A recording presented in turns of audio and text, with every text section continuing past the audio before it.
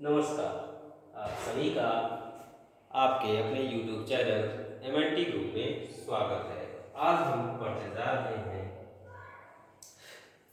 गणित कक्षा 10वीं की प्रश्नावली 3.2। प्रश्नावली 3.2 के पहले और दूसरे सवाल हम पिछली वीडियो में पढ़ चुके हैं। तो आज हम पढ़ेंगे तीसरा सवाल। तो तीसरे सवाल में हमें क्या दिया गया है कि कुछ जानकारी दी गई है, उसके आधार पर हमें बोला गया है कि रैखिक समीकरण युग्म बनाइए और इनके हल प्रतिस्थापन विधि द्वारा कीजिए। तो यहाँ कौन सी विधि का नाम दिया गया है? प्रतिस्थापन विधि का। इसलिए हमें प्रतिस्थापन विधि से ही इनका हल निकालना होगा। तो सबसे पहले दिया गया है दो संख्याओं का अंतर 26 है और एक संख्या दूसरे की 3 गुनी है। तो दो स्थितियां दे दी गई हैं और इन्हीं के आधार पर हम समीकरण बनाएंगे। तो हम मान लेते हैं, माना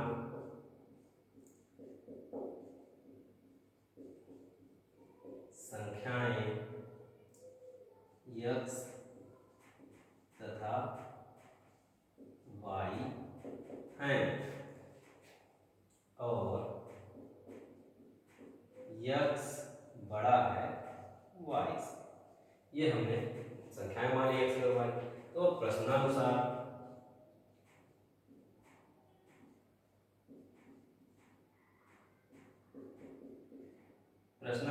क्या हो जाएगा? प्रश्नानुसार हमारा हो जाएगा दो संख्याओं का अंतर 26 है तो x y बराबर 26। ये हो जाएगा समीकरण 1। दूसरा है पहली संख्या दूसरे की 3 गुनी है। पहली संख्या है तो बड़ी संख्या ही होगी दूसरे की 3 गुनी, तो x बराबर 3y। ये हो गया हमारा समीकरण 2। अब इन दोनों समीकरणों को प्रतिस्थापन विधि से हल करेंगे। अगर हम याद करें प्रतिस्थापन विधि को तो सबसे पहले हमें दोनों समीकरणों से क्या करना था? x या y का मान निकालना था। तो यहाँ पर x बराबर सीधे तौर पर दिया गया है तो हम इसका मान सीधे प्रतिस्थापित कर देंगे। अब आधा काम हमारा, यानी आधा क्या बोले, छोटा सा काम पहले से ही यहाँ पर हुआ है। तो x का मान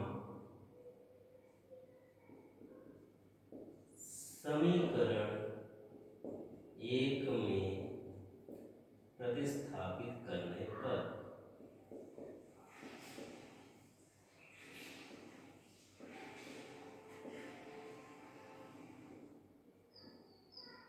चलिए समीकरण में प्रतिस्थापित कर देते हैं। तो x ऋण y है तो क्या हो जाएगा? x की जगह 3y ऋण y बराबर 26। 3y में 1y चला गया तो 2y बराबर 26। y बराबर 26/2। 2 1 कम 2 13, 13 दूनी 26 होता है, इसलिए 13। y बराबर आ गया हमारा 13। अब इस y का मान हम समीकरण 2 में प्रतिस्थापित कर देते हैं। तो y का मान समीकरण 2 में प्रतिस्थापित करने पर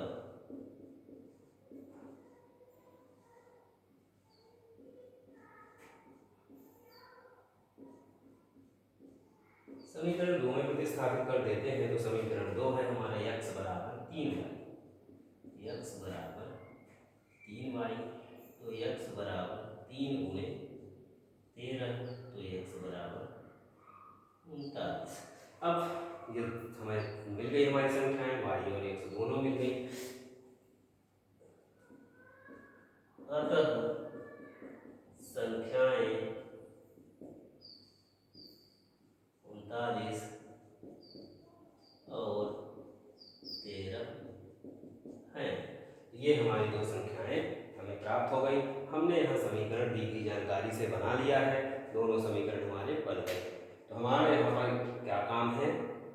जो एक्स्ट्रा काम है वो है, अतिरिक्त काम है समीकरण बनाना। बाकी प्रतिस्थापन तो हमने पहले से ही सीखा हुआ है तो उस प्रतिस्थापन से हल करेंगे। अब हम लेंगे दूसरा सवाल।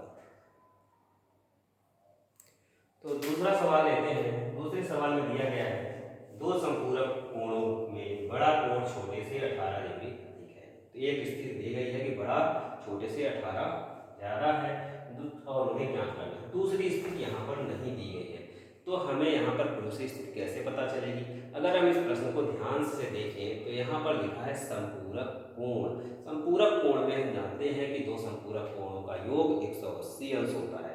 तो एक प्रश्न में दी गई जानकारी से हमारा समीकरण बनेगा, दूसरा हमें पहले से जानकारी है उसके आधार पर। तो माना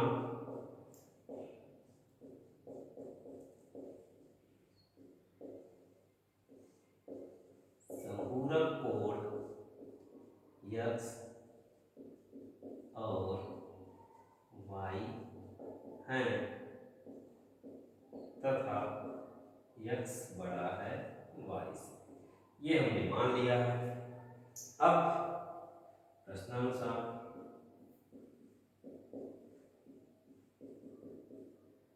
क्या हो जाएगा? प्रश्नानुसार बोल रखा है कि बड़ा वाला जो है वो छोटे से 18 अधिक है, तो बड़ा कौन है? x मान रहे हैं, तो x बराबर हो जाएगा y धन 18।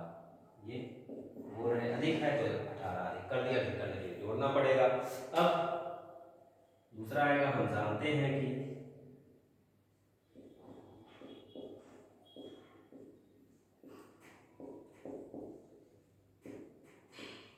दो संपूरक कोणों का योग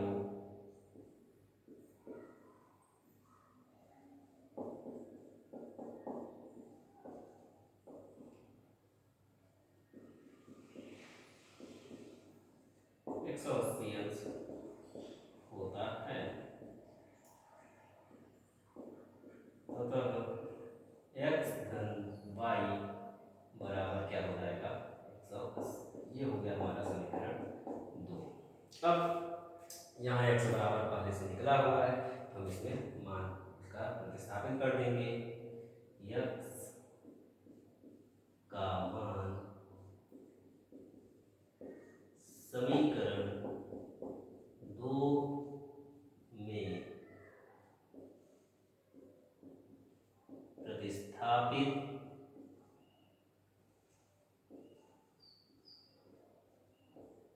करने पर, चलिए प्रतिस्थापित कर देते हैं। समीकरण 2 यहीं पास है, इसमें से लिखने के x का मान लिख रहे हैं, तो y धन 18 x की जगह आ गया, फिर y है तो y आ गया बराबर 180। y और y जुड़ गए तो क्या हो गया? 2y बराबर 180 ऋण 18। 2y बराबर ये घट जाएगा तो क्या जाएगा? 162।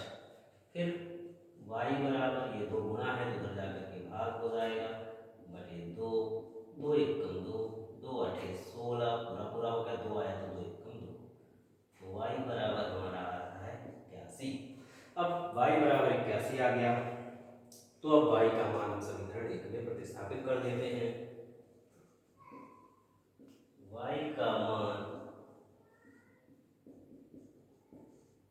समीकरण 1 में प्रतिस्थापित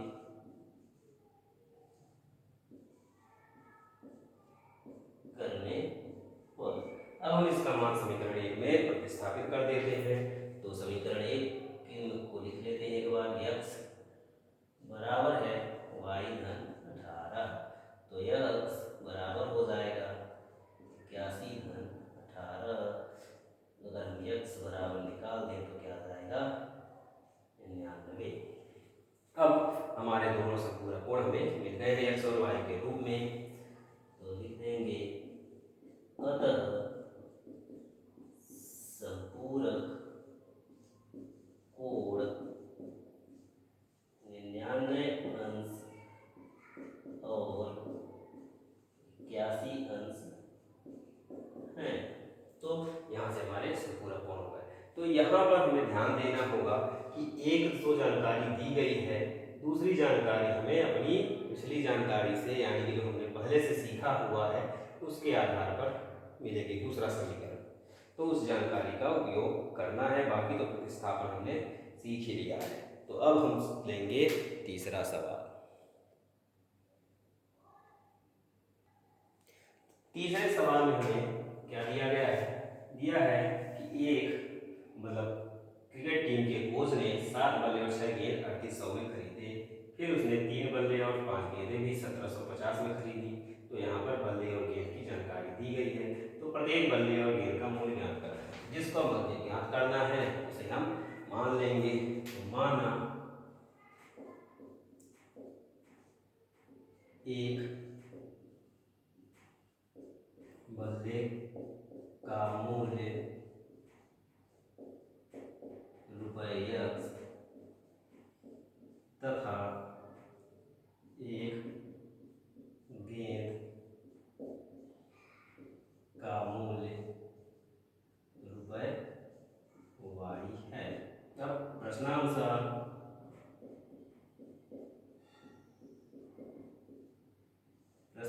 क्या हो जाएगा भाई? 7 बल्ले हैं और 6 गेंदे हैं। 7 बल्ले का मूल्य अगर जानना है तो क्या करेंगे? 7 से एक बल्ले के मूल्य को गुणा कर देंगे, यानी कि 7x धन इसी तरीके से 6 गेंद का जानना है तो 6 गुणे y कर देंगे तो 6y। अब यह क्या हो जाएगा? इन दोनों का योग, क्योंकि दोनों चीज खरीद के हम दे रहे हैं 3800 रुपए, इसलिए क्या हो जाएगा? बराबर 3800। ये हमारा समीकरण 1। इसी तरीके से हमारा अगला हो जाएगा, 3 बल्ले हैं तो 3x रुपए हो जाएगी उनकी कीमत या उनका मूल्य, धन 5 गेंदें हैं तो 5y बराबर 1750। ये हो गया समीकरण 2। अब हम समीकरण 2 से, अब यहाँ पर हमें सीधे तौर पर x या y बराबर नहीं निकला है तो ये निकालना पड़ेगा। इसके लिए हम क्या करेंगे? समीकरण 2 से क्या कर देंगे? 3x बराबर हो जाएगा 1750 ऋण 5y। तो x बराबर हो जाएगा हमारा 1750 ऋण 5y बटे 3। अब ये हो जाएगा हमारा समीकरण 3। अब इस x का मान समीकरण 1 में रख देते हैं, यानी कि प्रतिस्थापित कर देते हैं। तो समीकरण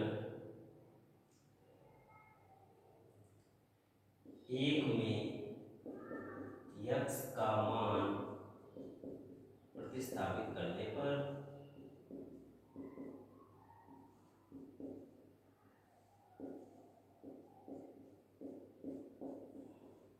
जब समीकरण 1 में x का मान रखेंगे तो पहले उसे एक बार लिख लेते हैं। तो 7x + 6y बराबर है 3800। तो है 7 गुणे x का मान है, यानी कि 1750 ऋण 5y बटे 3। यहाँ पर हम कोष्टक लगा देंगे, बराबर नहीं आएगा अभी, धन 6y है तो 6y, अब आएगा बराबर 3800। अब इसका 7 का गुणा कर देते हैं तो 7 शून्य शून्य, 7 गुना 35 की 5 हासिल आया 3, 7 7 49, 3 52। और क्या हो गया? 5 7 1 7, 4 11 ऋण 7 पना 35 y बटे आ जाएगा हमारा 3, धन 6y बराबर हो जाएगा 3800।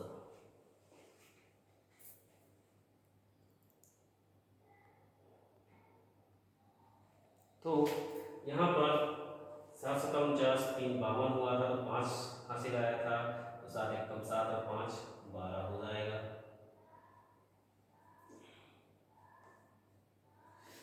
अब इसके बाद चलेंगे तो ये इससे गुणा हो जाएगा, तो 12,250 ऋण 35 y धन 6 3 18y बटे 3 बराबर 3800। अब 12,250 इनको हम जब हल करेंगे तो 35 में 18 तो क्या हो जाएगा? ऋण 17 17, 18, 35 होता है। चिन्ह ऋणात्मक की आएगी, बराबर 3800 गुणे 3। अब ऋण 17 y बराबर 3 0 0 3 0 0 3 8 24 की 4 2 3 9 2 11, ये उधर हो जाएगा तो ऋण हो जाएगा, तो 12 250। 17 y बराबर, अगर इसमें देखें तो क्या बचता है, शून्य में शून्य और शून्य में 5, यानी 10 में 5 तो 5, 3 हो जाएगा, 3 में 2 1, और क्या बचेगा, गलत हो रहा है, इसमें ये घटेगा क्योंकि 11 है, इसलिए पूरा इस बात का ध्यान रखना है।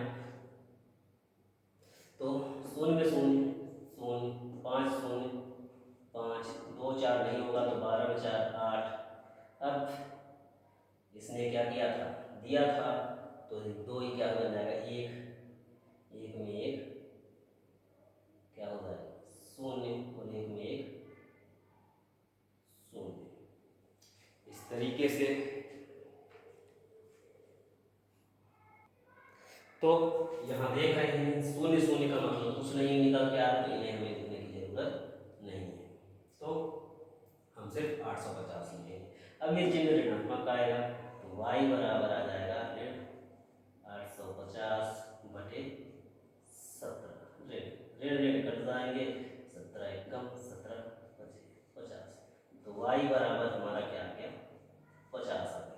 अब y का मान आ गया है तो y का मान हम समीकरण 3 में प्रतिस्थापित कर देते हैं जल्दी से।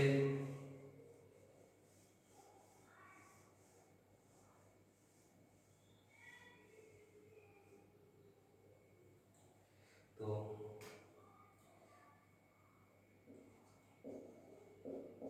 y का मान समीकरण 3 में प्रतिस्थापित करने पर, प्रतिस्थापित करने के लिए हम समीकरण 3 को एक बार लिख लेते हैं। तो x बराबर 1750 ऋण 5y बटे 3, x बराबर 1750 ऋण 5 गुणे y का मान आया है 50 बटे 3, x बराबर, अगर हम आगे देखेंगे तो अब हमें क्या मिलेगा, 50 गुणे 5 कर देते हैं तो आ जाता है 250, 1750 ऋण 250 बटे 3, x बराबर 1750 में 250 चले जाएंगे तो आएगा हमारा 1500 बटे 3, एकदम 3 5 15, 2 शून्य आ गए, x बराबर आ गया 500। अब x है क्योंकि बदले का मूल्य और y का मान है हमारा गेन का मूल्य, तो आ जाएगा अतः एक बदले का मूल्य ₹500 तथा एक गेन का मूल्य क्या होगा, ₹50 है। तो यहाँ पर हमें बदले और गेन से क्या करना है, एक का दिया है तो 7 का जाना है, 7x होगा। इस तरह समीकरण बनाने में ही हमें ध्यान रखना है, बाकी एक बार समीकरण बन गया तब तो हम प्रतिस्थापन विधि आसानी से सीख चुके हैं, तो हम उसे सरलतापूर्वक हल कर लेंगे। तो अब हम चलेंगे चौथे सवाल की ओर। चौथे सवाल में हमें क्या दिया गया है, एक टैक्सी दी गई है जिसका क्या है, एक निश्चित भाड़ा है और एक अतिरिक्त भाड़ा है। अतिरिक्त भाड़ा प्रति किलोमीटर है कि 1 किलोमीटर का इतना रुपये है, इस तरीके से हमें ज्ञात करना है। और 10 किलोमीटर का भाड़ा, 15 किलोमीटर का भाड़ा दिया गया है, 10 किलोमीटर का 105 रुपये, 15 किलोमीटर का 155 रुपये, तो हमें 25 किलोमीटर का जानना है। तो हम यहाँ पर मान लेते हैं, माना निश्चित भाड़ा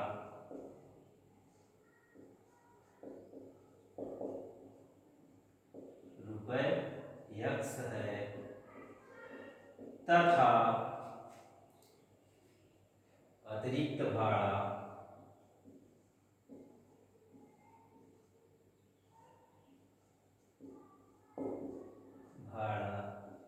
रुपए वाई प्रति किलोमीटर है। प्रति किलोमीटर है। प्रति किलोमीटर है का मतलब 1 किलोमीटर का भाड़ा वाई रुपए। अब वह 10 किलोमीटर का भाड़ा कितना देता है? 105 रुपए। तो प्रश्नानुसार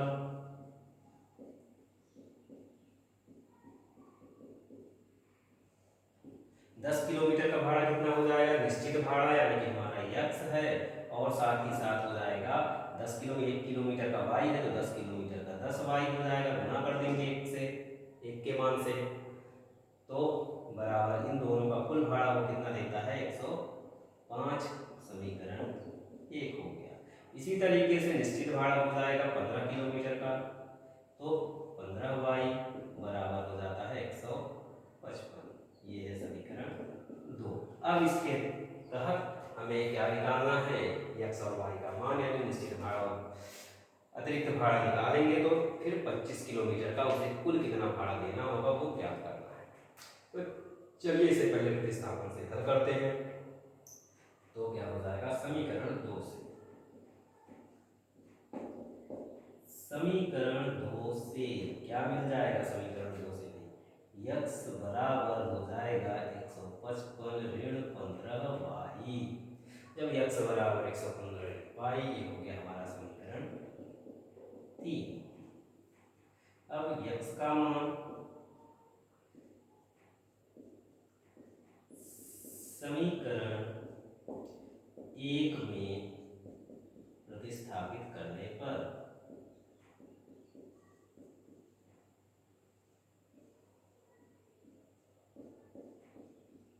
चलिए 1 में प्रतिस्थापित कर देते हैं। तो ये क्या है? यक्स है। यक्स मतलब यक्स का मान तो 155 ऋण 15 वाई। अब चूंकि पास में है इसलिए मैंने उसे नहीं लिखा है कि अभी हमें से गलती नहीं हो सकती है। नहीं लिखने का कारण भी गलती ना हो, मान सही रखें बस, इसीलिए उसे दोबारा लिखते हैं। तो यहाँ से साफ साफ कभी 2 ही 3 लाइन ऊपर है, तो धन 10 वाई बराबर 105। अब वो नहीं लिखेंगे तो यहाँ तो हम जानकारी लिखी दी है कि हम रख रहे हैं, प्रतिस्थापित कर रहे हैं, तो इसलिए समीकरण ना भी रखते तो भी कोई दिक्कत नहीं है नहीं लिखेंगे तो, क्योंकि उसकी जानकारी हमने दे रखी है। अब 155 क्या हो जाएगा? उधर चला जाएगा। इन दोनों को हल कर देते हैं। इन दोनों को हल करेंगे तो और क्या हो जाएगा? घटेगा। 15 में 10 चले गए तो 5 और वाई आ जाएगा, और ऋणात्मक ही आएगा क्योंकि ऋणात्मक बड़ा है, बराबर 105। ये उधर चला जाएगा तो ऋण हो जाएगा 155। ऋण 5 वाई बराबर ऋण 50। ऋणात्मक ऋणात्मक कट गए तो क्या हो गया? वाई बराबर 50/5, कम से कम 5 वाई बराबर आ गया 10। अब वाई का मान आ गया तो वाई का मान समीकरण 3 में प्रतिस्थापित कर देते हैं। वाई का मान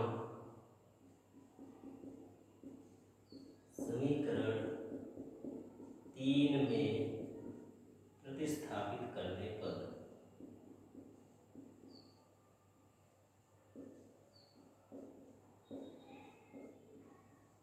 तो हम देखेंगे जब y का मान समीकरण 3 में, तो समीकरण 3 यहाँ है, समीकरण 3 थोड़ा सा दूर ही हो गया, इसलिए उसे लिख देते हैं। यक्स बराबर 155 ऋण 15 वाई।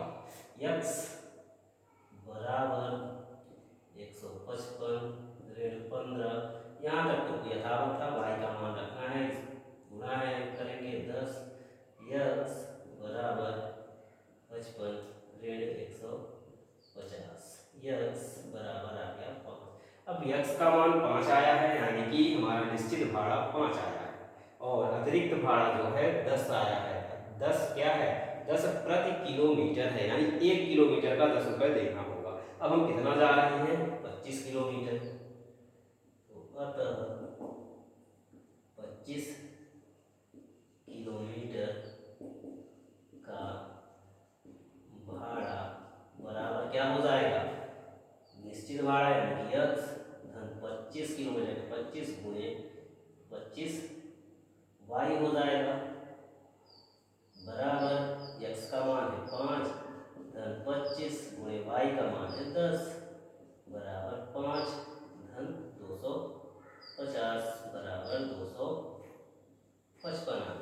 अब इसे हम व्यवस्थित रूप से एक बार फिर लिख देते हैं कि अतः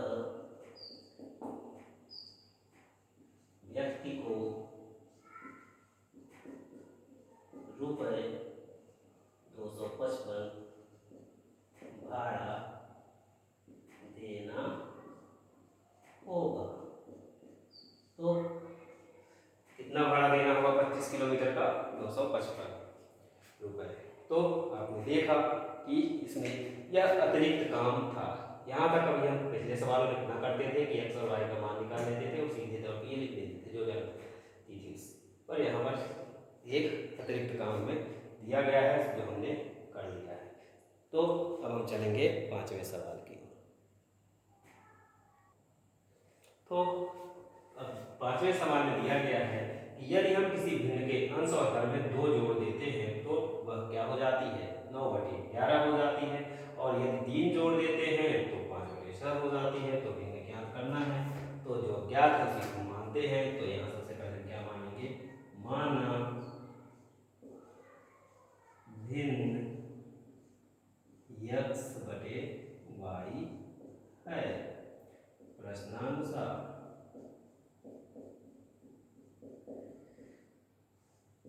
क्या करना है? सबसे पहले 2 काम है। पहले 2 जोड़ना है। कहाँ जोड़ना है? 2 अंश और भिन्न हर दोनों।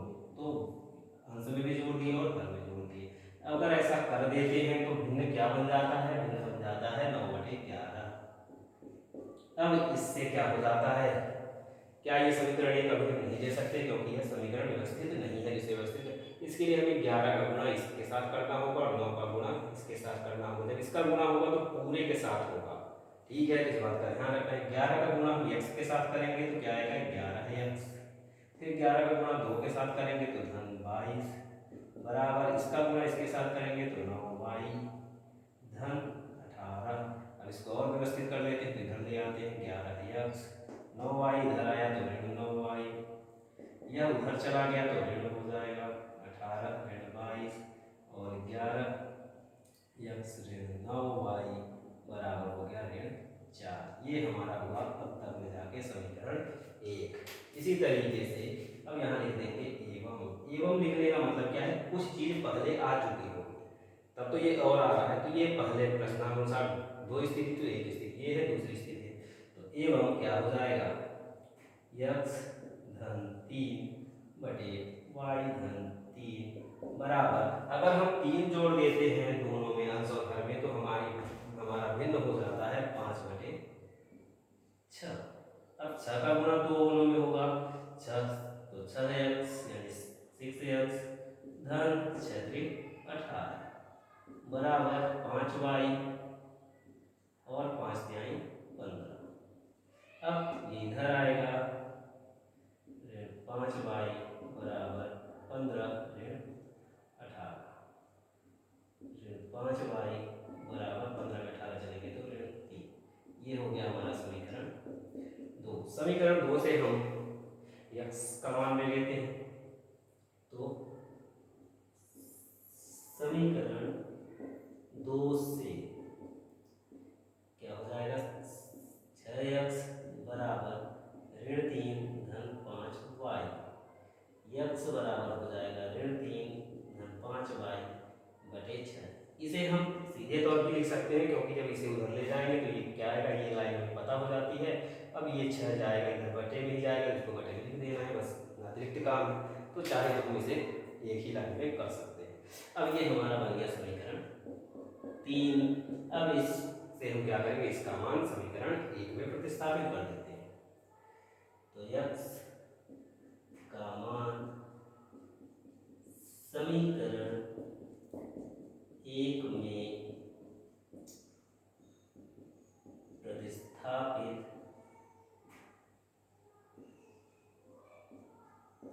करने पर अब हम समीकरण 1 में प्रतिस्थापित कर दें। समीकरण यहाँ है, काफी दूर हो गया है तो गलती ना हो जाए इसलिए हम एक बार लिख लेते हैं 11x ऋण 9y बराबर ऋण 4। इसी तरीके से आपको भी कर देना है। यदि गलती की संभावना नहीं है तो इसे ना लिखें, सीधे मान रखें यानी अगली लाइन। तो क्या हो जाएगा? 11 गुणे ऋण 3 धन 5y ऋण 9y है तो 9y बराबर ऋण 4। इसमें 11 का गुणा कर देते हैं तो ऋण 33, 11 बचे 55 धन 55y बटे 6 ऋण 9y बराबर ऋण 4। अब इसका गुणा इसके साथ होगा तो ऋण 33 धन 55 y ऋण 9 सके 54 y पूरे के बटे हो जाएगा 6 बराबर ऋण 4। अब अगर हम ध्यान से देखें तो 55 में 54 चला गया तो क्या बचता है 1 मतलब लिखने की जरूरत नहीं है, वो क्या हो जाएगा सिर्फ y लिख देंगे उसकी जगह पर। और साथ ही साथ 6 कहाँ चला जाएगा, RHS तरफ चला जाएगा, दूसरी ओर चला जाएगा, पक्षांतर हो जाएगा तो गुणा हो जाएगा। तो ऋण 33 धन y बराबर हो जाएगा ऋण 4 गुणे 4। अब इसको हम कई बार रखेंगे, अब इसे हमें एक साथ करके लिखना चाहिए, इतने छोटे नहीं बनना चाहिए। पर मान लीजिए कि यदि हमने नहीं सीखा है, कई बच्चे ऐसे भी हैं जो 8वीं तक सरकारी स्कूल में पढ़ते हैं जिसके कारण वो बिल्कुल भी पढ़ते ही नहीं, तो उनके लिए एक लाइन छोटी सी चीज़ ही बहुत बड़ी बन जाती है। तो वो ऐसा करें, एक लाइन करें तो यहाँ पर क्या हो जाएगा y बराबर, इसको हल किया तो क्या आया ऋण 24। अब ये उधर ले गए तो क्या हो जाएगा धन 33 y बराबर हो गया। अब ये क्या हो जाएगा घटेगा, 33 में 24 चलेंगे तो 9 आ गया, चिन्ह धनात्मक की आएगी क्योंकि बड़ी संख्या वही है। अब y का मान मिल गया तो y का मान हम समीकरण 3 में प्रतिस्थापित कर देते हैं। y का मान समीकरण 3 में प्रतिस्थापित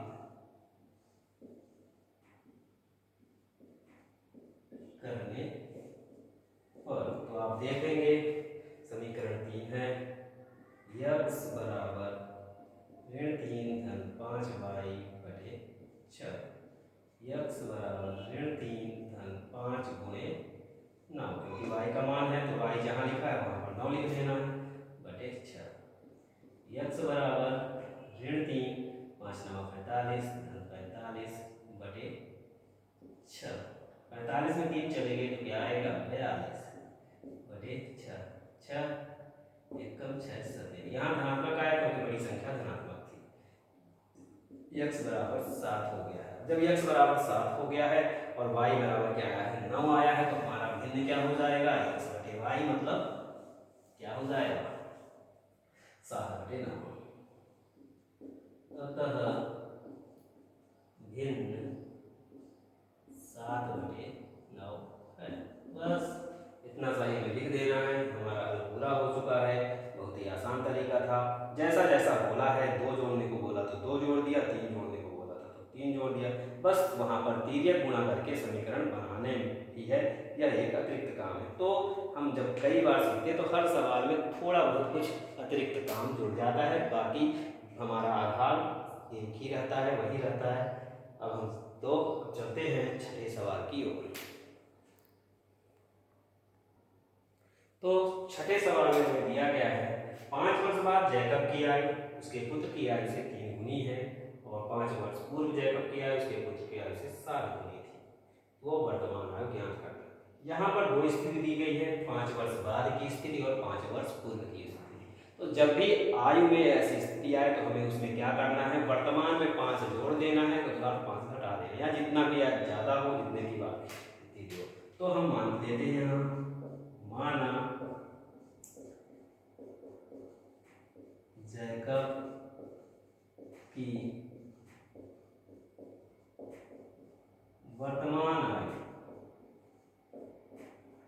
x वर्ष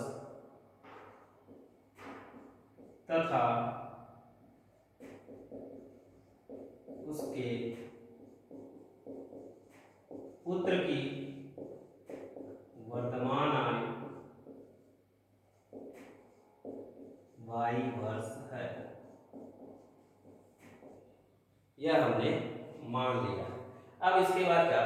प्रश्नानुसार करेंगे।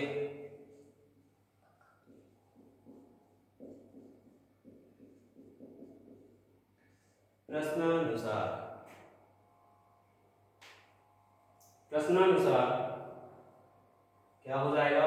तो सबसे पहले बोला है 5 वर्ष बाद की स्थिति। 5 वर्ष बाद है तो यक्स धन 5 बराबर क्या हो जाएगा? हमने 5 जोड़ दिया, उसमें जोड़ना होगा क्योंकि बाद के लिए हमें जोड़ना पड़ेगा। और क्या है, इसकी 3 गुनी हो जाती है। पुत्र की आयु से 3 गुनी, तो 3 गुना है तो गुणे, और क्या है, पुत्र की आयु भी हो जाएगी 5 वर्ष बाद, 5 जुड़ जाएगा उसमें भी, तो यक्स धन 5 बराबर 3 का गुणा किया तो 3y, और 3 का गुणा 5 किया तो 15 हो गया। ये इधर आ जाएगा तो यक्स ऋण 3y बराबर 15 ऋण 5। अब यक्स ऋण 3y बराबर 15 ऋण 5 किए तो 10। ये हो गया हमारा समीकरण 1। एवं फिर से आया, यानी कि दूसरी स्थिति आई, और क्या दिया गया है? 5 वर्ष पूर्व की बात कर रहा है, यानी कि यक्स ऋण 5 बराबर 7 गुनी हो जाती है, तो 7 गुने y ऋण 5 कर देंगे इस बार, तो यक्स ऋण 5 बराबर 7y ऋण 7 बना 35, इधर आएगा तो यक्स ऋण y बराबर ऋण 35, पहले से है तो ऋण 35, ये उधर जाके जुड़ जाएगा तो धन 5 एक्स ऋण y, 35 में 5 चले गए तो 30, चिन्ह सॉरी ऋणात्मक की आगे क्योंकि ऋणात्मक बड़ा है। अब ये हमारा हो गया समीकरण 2। अब हम यहाँ से समीकरण 2 से क्या करेंगे? यक्स का मान निकालेंगे, तो यक्स बराबर क्या हो जाएगा? ऋण 30 धन y, ये हमारा हो गया समीकरण 3। अब हम क्या करेंगे? इस समीकरण यक्स का मान जो है समीकरण 1 में स्थापित कर देंगे, प्रतिस्थापित कर देंगे, तो यक्स का मान समीकरण 1 में प्रतिस्थापित करने पर, जब हम प्रतिस्थापित कर देते हैं 1 में, तो यक्स क्या है? यक्स ऋण 3y बराबर है 10, तो ऋण 30 धन y ऋण 3y बराबर हो जाएगा 10, y ऋण 3y तो ऋण 2y बराबर हो जाएगा 10, ये उधर चला जाएगा तो धन 30,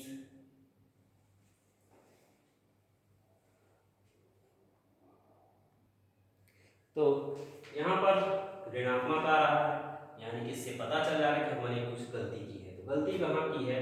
तो यहाँ हम देख रहे हैं, यहाँ 7y था, 7y की जगह y बस लिख दिया था, तो यहाँ पर 7y हो जाएगा, यहाँ भी क्या हो जाएगा? 7y बराबर आ जाएगा, और उसी तरीके से यहाँ भी 7y आएगा। अब जब 7y आएगा तो यक्स का मान यहाँ धन 7y है। अब 7 में 3 चले जाएंगे तो क्या आ जाएगा? 4 आएगा। अब हमारे उत्तर सही आएगा ना, तो 4y बराबर हो जाएगा 40, y बराबर आ जाएगा 40/4, 4 एकम 4 10, तो y बराबर आ जाएगा 10। तो यदि गलती हो जाए तो हमें, कई बार हम हल करेंगे, निश्चित है गलती होगी, पर गलती हमें समझ में आ जानी चाहिए कि क्या है, उम्र ऋणात्मक में नहीं आएगी। ठीक है, तो y का मान आ गया 10, y बराबर 10 आ गया, अब y का मान समीकरण 2 में प्रतिस्थापित, सॉरी 3 में, y का मान समीकरण 3 में प्रतिस्थापित करने पर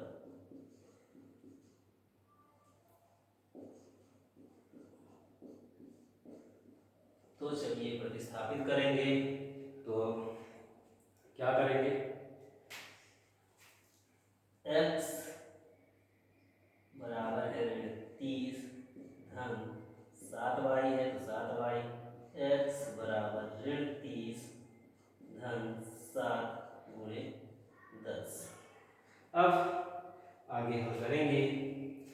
यक्स बराबर क्या आ जाएगा, यक्स बराबर हो जाएगा -30 धन 70, यक्स बराबर आ जाएगा 40।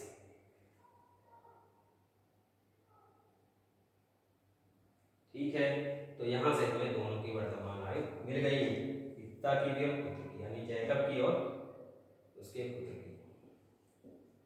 अतः जैकब की वर्तमान आयु 40 वर्ष तथा उसके पुत्र की वर्तमान आयु 10 वर्ष है। तो यहाँ पर आपने पूरे सवाल सीख लिए हैं। जो हमें जानकारी से यह पता चलता है इन सवाल को हल करने के बाद कि कहीं कहीं दोनों स्थितियां सीधे तौर पर दी रहती हैं, तो उनसे हम हल कर लेते हैं जैसा बोलता है वैसा करके, और कभी कभी एक ही स्थिति दी रहती है, दूसरी स्थिति उस सवाल के कुछ न कुछ ऐसे शब्द हैं, ऐसी जानकारी उसमें निहित होती है, जैसा कि हमने दूसरे सवाल में पाया था, जहाँ पर संपूरक कोण दिया था। तो संपूरक कोण की जानकारी हमें अतिरिक्त पता है। हो सकता है ऐसी तरीके से आ जाए त्रिभुज के तीनों कोण, तो त्रिभुज के तीनों कोणों का योग 180 अंश होता है, यह भी हमको पता है। ऐसे कहने का ये बात है, आ सकता है आयत, तो आयत के सामने की भुजा सम्मुख उनका योग वो बराबर होते हैं, तो इस तरीके से तो कोई भी स्थिति होती है जो हमें अपने आप पता होती है, उनके आधार पर हम उन सभी को हल करते हैं। तो अब हम आशा करते हैं कि आप लोगों ने अच्छी तरीके से सीख लिया होगा। तो अब हम आपसे विदा लेते हैं और मिलेंगे अगले वीडियो में अगली प्रश्नावली के साथ। आपका दिन शुभ हो। धन्यवाद। हमारे चैनल को सब्सक्राइब करें और ज़्यादा से ज़्यादा शेयर करें। धन्यवाद।